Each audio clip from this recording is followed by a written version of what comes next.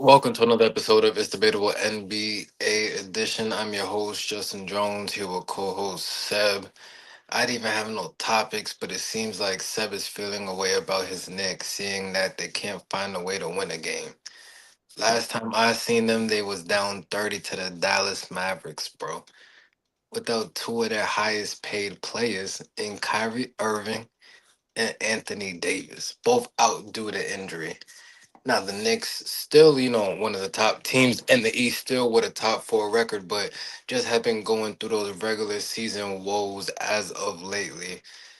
To you, Seb, what do you feel is the problem just with the Knicks as of right now? I think it lies in between a form of communication between the players and the coaches on the court. What we seen, what we ran away from the beginning of the year till now. It's sort of been a brick wall that's been built up since December 31st. You come into this month mostly being what 2-9. Out of your last 11, there's no excuse for that. For a team that started off this well to be in a slump this bad, you could blame it on injuries with guys like Josh Hart being out at time, Jalen Brunson spraining his ankle. It's not an excuse right now. You're a team that has a high hopes of this year, bouncing back from, just making it to the Eastern Conference Finals and to now just putting yourself in a position to just get back there. You're not seizing an opportunity. We all know teams have slumps throughout the season. But in this case, you got to really check this shit at the door because this could really continue on if you let it get to you, though, which I don't believe so that will not happen. But at the same time, though, when I'm looking at it, like I say, body language just shows a lot on the court. And when I'm looking like at a guy like Carl Anthony Towns, I'm using him as the main example though, because it seems to be a main like disconnection between him and what Mike Brown's philosophy for this team is. And it started off through the beginning of the season. You could cover a bunch of stuff up when you're winning. But at the same time, is you can only show so much when you lose, and it shows a bunch of people's true characters. And in this case scenario, I'm looking at it like Carnty Towns just looks disengaged. A lot of times he'll pick up his stupid fouls and then he just like he doesn't care for the team. And it's a disconnection to where you have players just looking at it just like it's just a I don't care body language. I don't know how to describe it though. The offense hasn't been really clicking. We can't buy a shot to really keep ourselves within a game. But for the most part, too, the defense have fallen off drastically. It seems like anybody could get a bucket on us at any given time. And here's the part where people are saying, "Oh, was it wrong for fire Tom Thibodeau?" You already made that move now. I don't think there should be a conversation of did we make the right move or not. You already pulled that trigger and you just got to live with the consequences. And this is a team already that was, subpar on defense last year, even on the Tom Thibodeau system, though. But Tom Thibodeau was more on the aggressive side of just like, I'm going to play you guys 40 minutes a game. We're going to play the highest amount of minutes in the game for my starters, but you're going to learn to, stay in the game and engage the game defensively. I feel like now we lost that defensive identity even a bit more because the fact that anybody could score on us on any given night and there's not a threat to be taken from the Knicks, and we're not one of those teams to where we're pushing a pace after getting defensive stops. It looks sluggish out there. And OG Anunoby has looked sluggish out there. Mikael Bridges, somebody's got to step up and be a leader. It can't just be Jalen Brunson 24/7. We look to save our ass. Somebody's got to be special.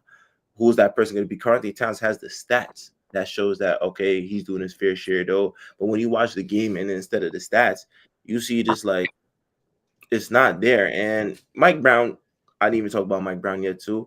He's a part of the blame too. I feel like when it comes to the season, everything was good and gravy. Now you're in the midst of the season. You can't be Mr. Nice Guy no more. Want to butt heads with everybody.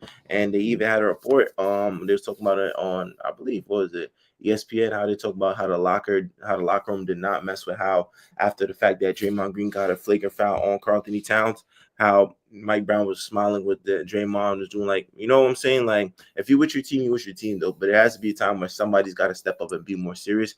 Mike Brown can't be buddy buddy. You're a coach. You're not a team player.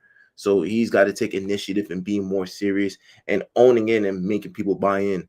And if this case scenario, if it's not going to work, then is the other one thing that could really happen, and that's make a trade before the trade deadline though. But I don't want to jump the gun that quick because it's like I feel like every team wants something. Once you get to a bad part of the season, now everybody start asking for trades rather than fixing it internally. But from the way it's looking, though, you got like what 2 more weeks, 3 more weeks to the trade deadline. This is gut check time for the Knicks. This is your adversity. We haven't really talked about the Knicks going through as much adversity so far, but can you dig yourself out this hole, this slump that you had for this month, and get yourself back on the right track? Because it's not all too late though. You're still third seed, right? You're still in that mix, but at the same time, though, there's other teams that are catching up. Orlando's starting to find themselves. Cleveland's starting to find themselves a little bit. Boston right now, they're gonna be in the mix. I'm just looking at all these other teams. Miami is not looking too shabby. Let me check. Philly. I didn't even mention Philly too. Philly's a team that won. They're starting to understand themselves as a team. They're building that continuity, that team chemistry, all types of stuff. I like what I've seen from them thus far, but for the most part, you gotta figure this out as a team, man. There's only two ways you could go. You could go playing, or you could continue to hold the third seed down. But you can't keep going like this, though. This is just like an embarrassment. Even the crowd fans know it, and the New York Knicks fans will tell you they will boo the fuck out you when you're playing like shit. It's all praises, but they ride or die though. But they're gonna let you know about yourselves though. But for the most part, 2-9, disappointing. No fan wants to see this. This is not what you expect out of team though. So you got to wake the fuck up. New Yorkers, man. It's not a time to panic, but it's gut check time. Yeah, a couple of things. One, the fall has to. Well, the fall is going. All this is gonna fall onto Jalen Brunson. Jalen Brunson is the best player on the team. If you're gonna big him up when he's playing well, then he has to take majority of the blame once the things aren't going well. He's a point guard of the team, extension of the coach on the court, and he's their best player. So I am gonna look at Jalen Brunson. He's gonna have to do more. Does that mean being more selfish? I wouldn't say that, but you just gotta try to find ways to affect the games, right? Even when you just don't have the ball. So he has to look himself in the mirror. Carl Anthony Towns isn't gonna change as a player.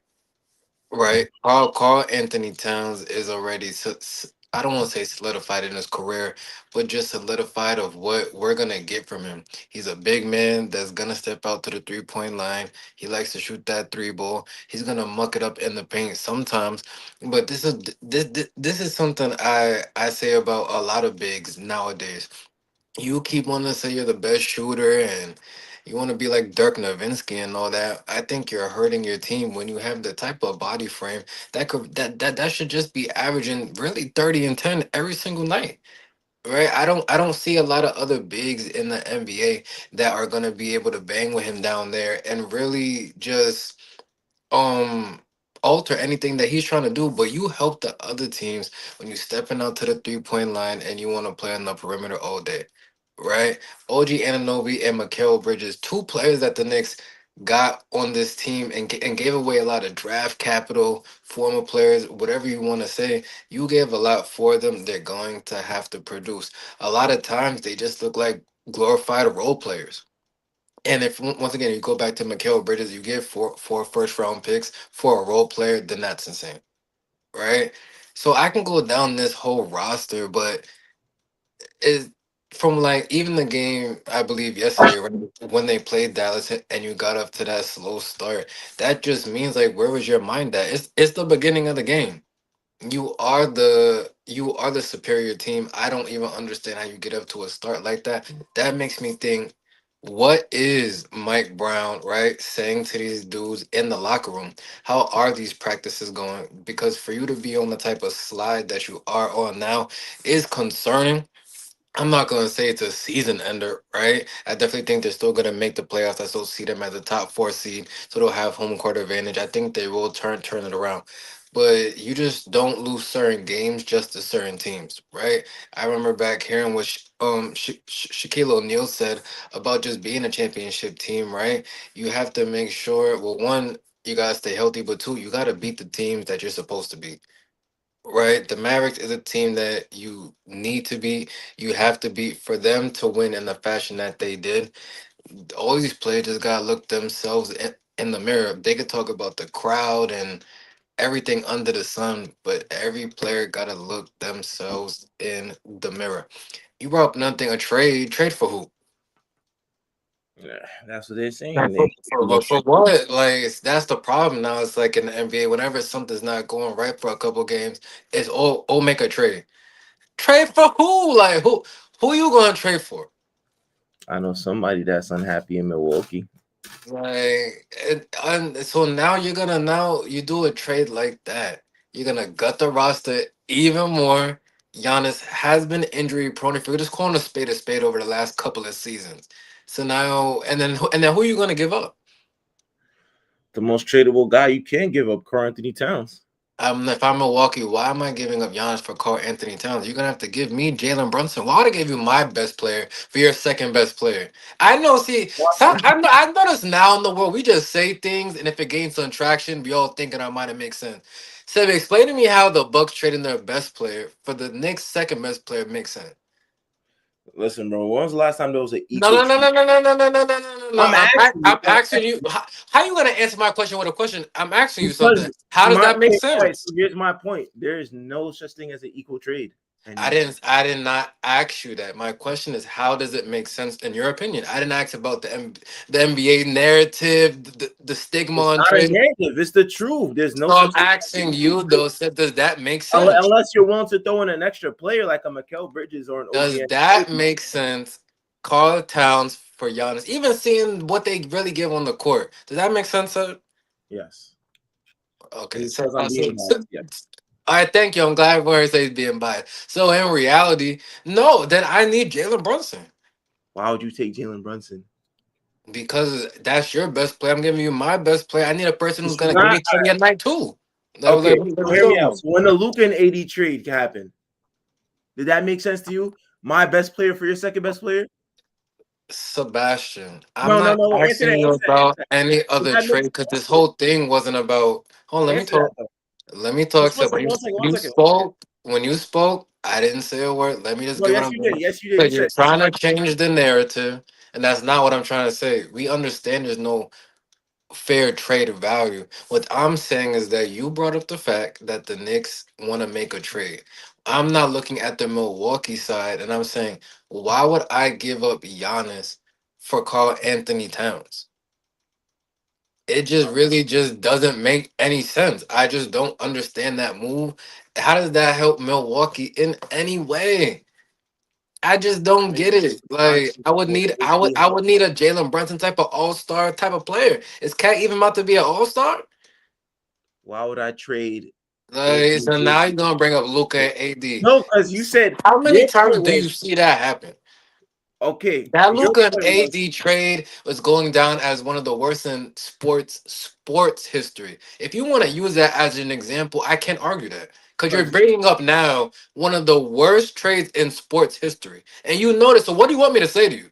No, no one in the you world just said told him to do why that would trade. your whole point Those are was two different things, though. why would Those I are trade my two best player for different my second best things. player? Is that not what you just asked?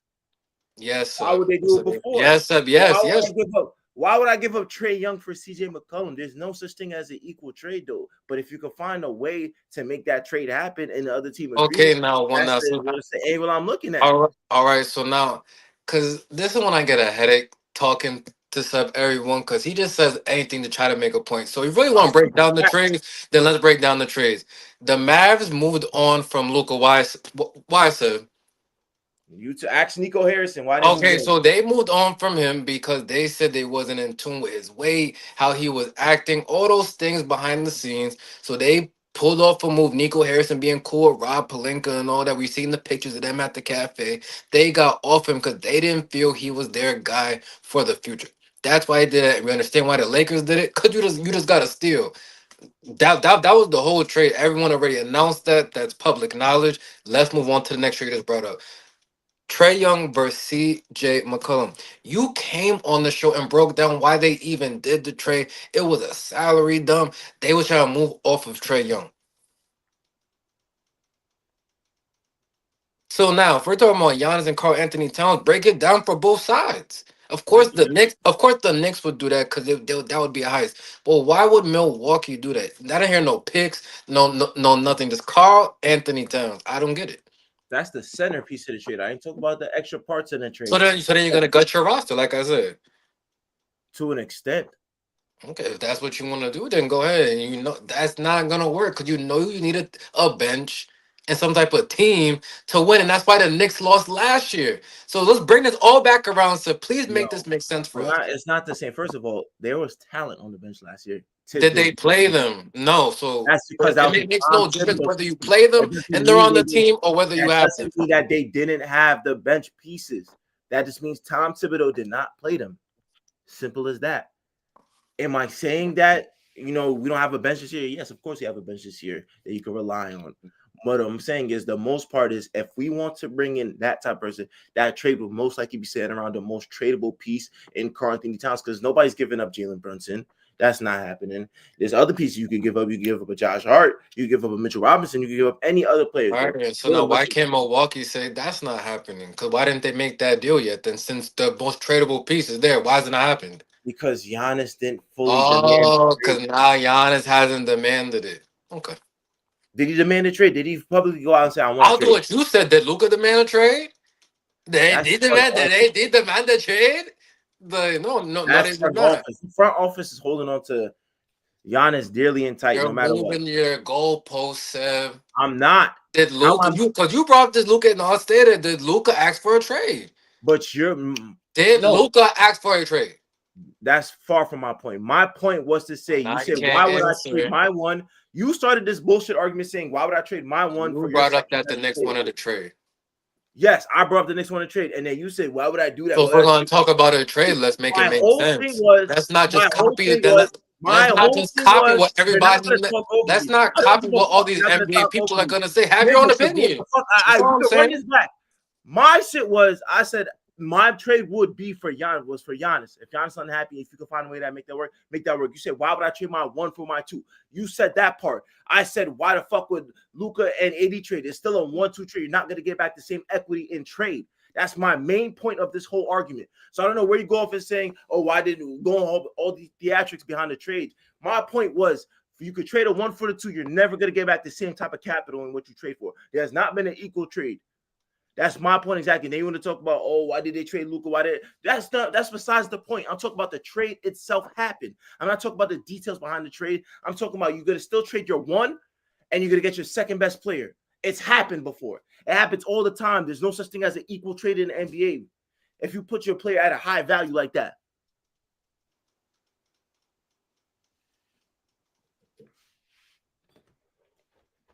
All right. So now, once again, I hate when you do this. I'm not disagreeing with anything you're saying. I'm saying let's not copy what they're saying on television. I was asking you a simple question. Why would you do that trade if you didn't want to do it? And I told you I would do why I would do that trade. I told you for the fact that I want Giannis Antetokounmpo. That's the best player that The fits a four Bucks only actually said, listen before you want to yell. for the Listen. Bucks. Why don't I give a fuck what the Bucks want to think, man? The Bucks, if they make Why the can't trade, you? We're talking sports. Why can't you just answer the question? why the fuck? But why the fuck would I care if I'm an organization? I want Giannis. I give you an All Star in Karl Anthony Towns, a 5-time All Star. What more do you want? Are you gonna get another All Star? Is there any other All Star on the market that's that unhappy that's going to be able to come to Milwaukee? And if Okay. anything, I So could get why rid of his can't they contract. ask for Jalen Brunson? Why can't they do that? Because you don't want That's them to. unrealistic. How? All right, forget. All right, bro. When was the last time a It's best unrealistic. player All right, on you got it, bro. So it's unrealistic. answer the question It's since you want to ask about unrealistic. why would they want Jalen? When's the last time they traded a best player on one team for the other team? Bro, I already said you're right. It's unrealistic. We will never see that in life. I didn't know he was the most untradeable So piece on earth. My fault, bro. that's like That's I'm it. saying I'm trading Giannis for Shea. That's not what we're saying. You're just naming two players. Two players that are the man on their team. Why would I give up my one for another one? It doesn't happen, brother. It doesn't happen at all. I never seen that happen.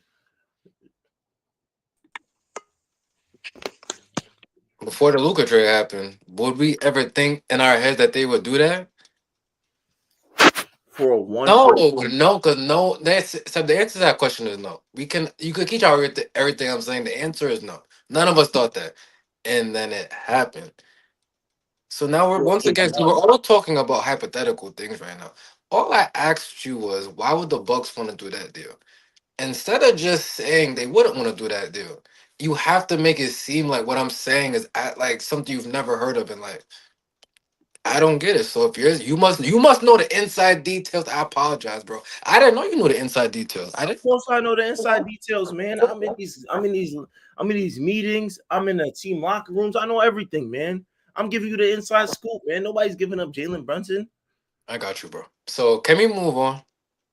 Yeah, yeah, yeah. When the next Okay. time I get some more important details, So I'll bring it up. I can we move on? Yeah, I'm just saying. Next time I get the scoop, I got you. Okay. So Jimmy Butler's season-ending injury, tearing his ACL. Very sad news. That just came out of nowhere. I was very saddened when I seen that report. This now we've also been hearing what's going on with Jonathan Kaminga. He was playing at the beginning of the season, the first couple games, then got benched. I don't know what's going on behind the scenes. But hold on, guys. Seb might know. Go ahead, Seb, break it down. You know everything going on. What I know is that when they signed Kaminga to this deal, it wasn't to keep him, it was to make him more of a favorite tradable asset, to max contracts, to maybe bring in a player better suited for the role of the Warriors, is what I was getting at though. He was already going to be a lock to be traded at the deadline though. My thing is, I don't understand what position Steve Kerr has to where he said we're just not going to play a guy we just paid 64 million to. That makes no sense though. If that was the case though, y'all was better off letting me walk or trading me for anything, because it's just a slap in the face to Jonathan Kaminga. Like, you have the talent on the court. I've seen a lot of times Jonathan Kaminga has been special though. You just haven't given the room to grow because you're so fixated on just the offense we run for Stephen Curry. And don't get me wrong though, that's not a shot at Stephen Curry whatsoever. It's not a shot at how they run things though. It's just you never ingratiated anybody to taking that next leap into becoming the next suitable player for that. Instead, we bring in veteran players that want to fit into the system rather than readjusting our system to making the workload for Stephen Curry, take a step back. Because when I look at it, every time that I'm watching the Warriors play, it's the same system that's been ran since damn near we was in high school. The only thing is we don't have the plays for it. We don't have the shooting spree for it. We don't have it. It's just, we still see players trying to adjust their game to it. A guy like Moses Moody, I say for the most part, of all the young players, fits that mold of the game. That's why I say he gets the most burn out of all.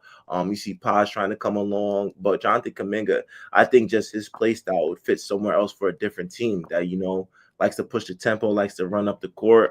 Very athletic. I just don't feel like his needs fit that. That's why you see a guy like Jimmy Butler plays the certain way he does. He plays the right way, more so of just looking for the best pass, best read, scores when he has to. And it's just, I feel like the Warrior system just outgrew Jonathan Kaminga. I feel like at points in time, Steve Kerr felt like he could be an additional piece for it. But for the most part, though, when you're racking up these DMPs, this basically telling you as a coach, I don't trust you. I didn't want to draft you. And there's points in time where, well, I saw reports that they didn't want Kaminga. Steve Kerr wanted Franz Wagner, and in this case scenario, you see it based on him not playing. Um, you know, I feel like just even at the littlest times, Jonathan Kaminga could make one slight error, and then you won't see him play for the next two games. I just feel like it's unwarranted. I think that $64 million contract, you're supposed to be on the fucking court, regardless if I don't like you as a player for this team or not. Though we got to find a way to make it work, though, and we got to boost your trade value. Nobody's gonna want somebody that's riding on the bench for 64 million. That's like, feel me? That's like, if your coach don't trust you, what makes you think I'm gonna bring you into this organization and trust you? The only team I can say that would do some shit like that is probably the Sacramento Kings, because they'll take any young player right now. But for the most part, though, I don't know what's up with this Warriors team. I don't know the direction they want to go. Right now, they're still hovering as a playing team or a playoff spot, six seed. But for this team right now, for a team that had like a little bit more expectations, that from me, saying that you get a full year of Jimmy Butler and Stephen Curry, and now that's just going to shambles. It's just a weird position for them to be in. You're in the territory right now. It's just what we do. I just seen that report that they're saying that they're willing to trade Jimmy Butler. I don't know how that works. I don't know how you trade somebody that has a 20 ACL, but you're just in an awkward position for the Golden State Warriors. Like, you don't really have that much capital, much leverage to pull off another trade like how you pulled off last season, and it's tough. I think just trying to find out what is your next move. You have an agent, Stephen Curry, agent Draymond Green. You're really almost at the last frontier of this, nuclear core that you have going on before you go back into a full rebuild mode and trying to find the right players and the right stars and all types of shit. So this just, definitely took some time. away from what we have left of Stephen Curry, and now it's just going to be asking him to go into a superstar bag mode, a MVP mode, to just try to build this team though. Because if it's not him, then who am I relying on for at least scoring duties for at least 19 points a game, 20 points a game? I don't know that yet. It's gut check time for the Warriors too. Who's going to step up and be special? Yeah. Where do I want to start? Well, I'll start right here. The Warriors season is cooked. So they're not making the playoffs. I'm not even sure they'll make the play-in. Stephen Curry is still one of the top five point guards in the NBA as of right now. The problem is that he just don't really have the other guys with him, man. It's just not this team that we've seen from years prior is not the same. The last time the Golden State Warriors won, yes, they had Stephen Curry, yes, they had Draymond Green, and yes, they had Klay Thompson, that same core, but you had other dudes that became focal points of the offense when they was on the court. It drew attention away from those shooters and Klay and Steph, and it made the game more easier for everyone. Now Draymond just playing his role, rebounding, being an antagonizer, just getting open looks for Stephen Clay. But once you don't have those guys, and now a team could really, really focus in on just Stephen Curry, you don't even have Clay anymore. It's just not gonna be able to work. Stephen Curry's at that age; he can't carry a team all the way to a finals without a lot of help. They're like the same thing with LeBron, the same thing with Kevin Durant. Like these dudes are still great. They could still play in the NBA for the next 2 to 3 years at a very decent level, right? But they're gonna need help. That's why you see LeBron having the Luka Doncic and the Austin Reeves, right? He needs that help. You see Kevin Durant over there in Houston. You have a Shangoon, you have a Thompson, you have a Jabari Smith. You have guys that's gonna cover up all those holes that your game overall now shows just as you get older. So Steph right now, the only person he can rely on is Draymond Green. Now I'm not sure if the Jimmy Butler thing. It seemed like Jimmy Butler was never healthy really the whole season. This wasn't the Jimmy Butler that I was just expecting. Cause I'm gonna bring up just about what a year and a half ago, 2 years ago, I seen Jimmy on the Miami Heat carrying just very unequipped players to a finals. I didn't see how now you're on a team with Stephen Curry and Draymond Green, how this wasn't going to be able to work. And Steve Kerr has found a way. I can move on to Steve Kerr. I think Steve Kerr's tenure here has ran its course. I don't think he should be the coach of the Golden State Warriors anymore.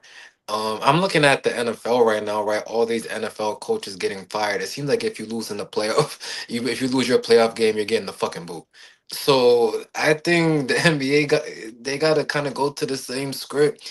These coaches that have been here for now 5 6 years and not really producing anything, you're gonna have to let them go.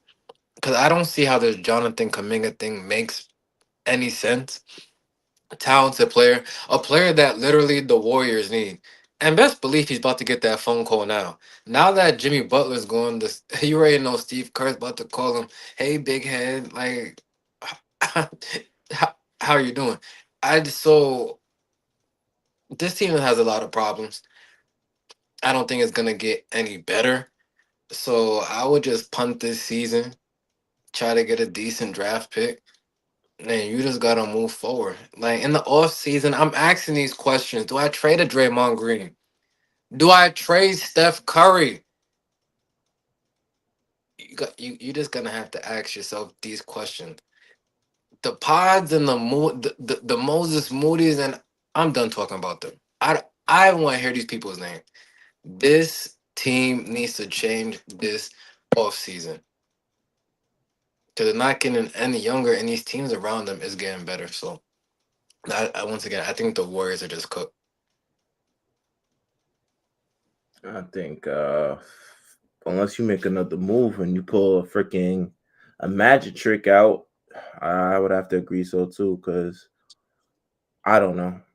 I think that a lot of times we looking for just answers from the organization, and they haven't really given us any direction on which way they want to go towards. When you don't play a guy like Jonathan Kaminga, and you have these players that you drafted that doesn't hasn't panned out to be what you expected it to be, You drafted players not for the future to fit into the system, and I think that's where things went wrong with the Warriors.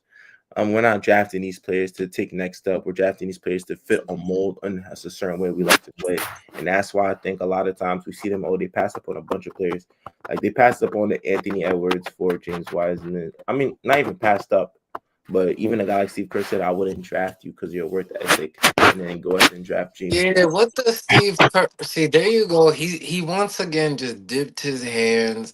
These Warriors players that's been here for a long time now, they're delusional. They're just delusional. You just brought it up again. Steve Kerr telling Anthony Edwards your work ethic. Steve Kerr, what was your work ethic? It couldn't have been that high if Michael Jordan was punch you in the fucking face on the court. Draymond Green, you're not off the hook either, cause you also think you the GM. Oh, don't trade for Laurie Marketing. We need pods. Yeah, I want an explanation for that though, because I Laurie don't. Walker would do justice for this team right now too. I just don't understand any of the moves they're making. Are we asking Stephen Curry how he feels? The person that literally turned this franchise into what it is today. No disrespect to Draymond Green. No disrespect to Klay Thompson. No disrespect to Steve Kerr. But Stephen Curry is the head of the fucking snake. Did you ask him if he wanted Laurie Markkinen? Because if he said yes and Draymond said no, it's fuck Draymond Green.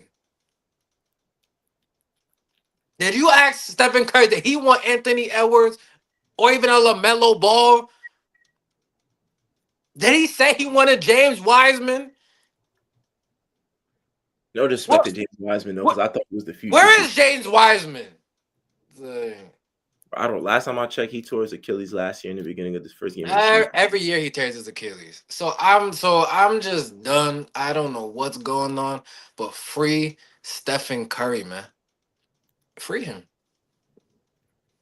Now where does he go? I don't know. Like, no, I don't want to hear nothing about no his hometown of Charlotte. I don't want to hear any of that. But this offseason, the Warriors have a lot of questions to ask. Because they're not on the level of OKC. They're not on the level of Houston. They're not on the level of the Spurs. I can even talk about the Lakers, because once they move off LeBron and clear up all that cap space, they're gonna have Luca and all these dudes. They're not gonna be on the level of the Lakers. Which direction are they trying to go in? Now you can be like the 2012 Brooklyn Nets all you want.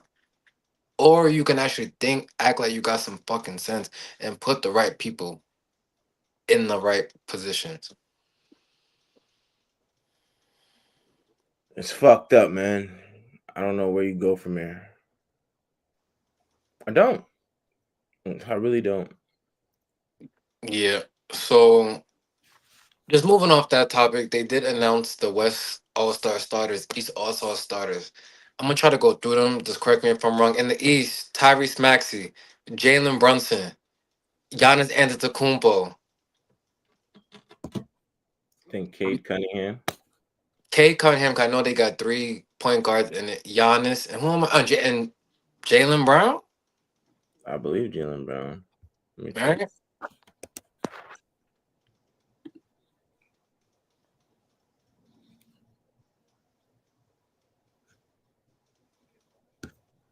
Okay, we got. What the fuck is it?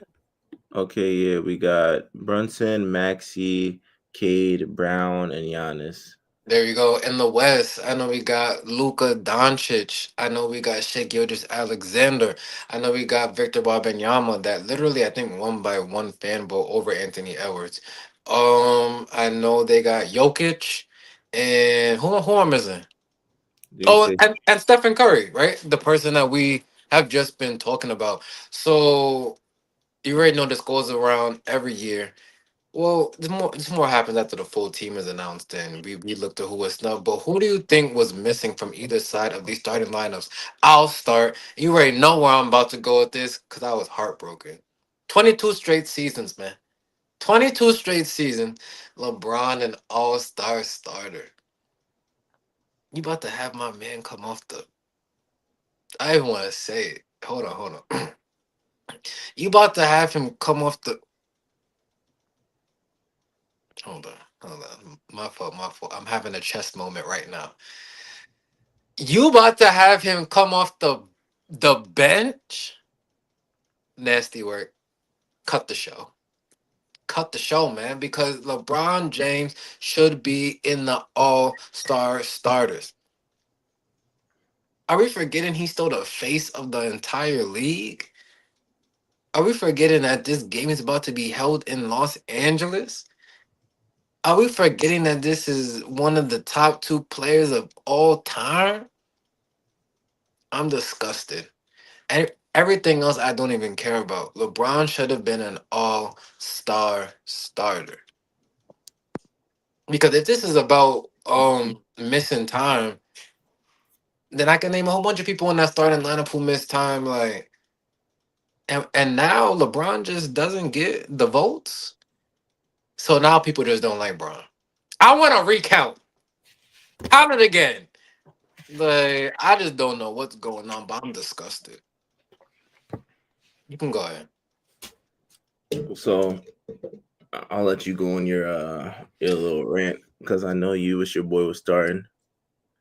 But for me, the snub for the All Star starter has to be Anthony Edwards for me. I think Anthony Edwards just how he's played this far this season warrants him getting a starter spot, and then shall I say over Curry.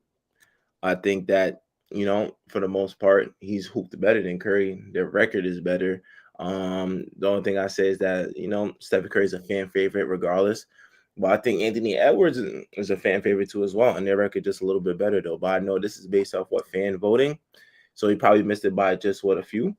So I can't even fault that. But if it was my decision, I'd go with just the Anthony Edwards just over Stephen Curry, just because I've like Ants play throughout the season thus far compared to Steph's. And that's no disrespect to Steph too, because he did get off to a hot start in the beginning of the season. I believe he had a 50-point game and a 40-point game right after that. But for the most part, though, I feel like Anthony Edwards, just as the season has gone along, he got comfortable in his role as a superstar.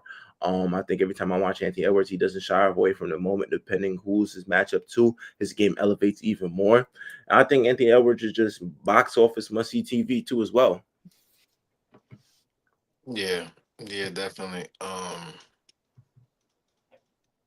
Yeah, listen, I don't. The rest of the teams have to be announced. I just need to see LeBron on the team. This All Star game is rigged. I don't like anything about it, and until I see a recount, I don't think anyone should be named the starter of anything. I'm disgusted. This is sloppy, and I gotta talk to Adam Silver immediately. Adam, I'll at your boy, man. Come talk to us. But unless there was anything else NBA wise you wanted to talk about, um, that's really the show for me. Don't want to say. Nah, that's pretty much it. The NBA is just it's a daily thing though. But who do I wanted to give a shout out to? There's one player. I'll give him to next time. I will. That's gonna do it for this episode of It's Debatable NBA edition. Thank y'all for watching. Please make sure to like, comment, and subscribe. Let us know in the comments. Wait, hold on. Shout out to whoever that was, Alex the Avenger. I don't. I that had too many A's in it. I couldn't even read the whole name. But shout out to anybody that was tuned in, that left a comment. Let us know in the comment section who should have been named the All Star starter if it was up to you.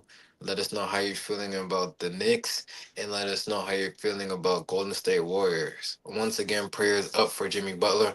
Hope to see you soon, sometime next season. A speedy recovery. That's gonna do it, man.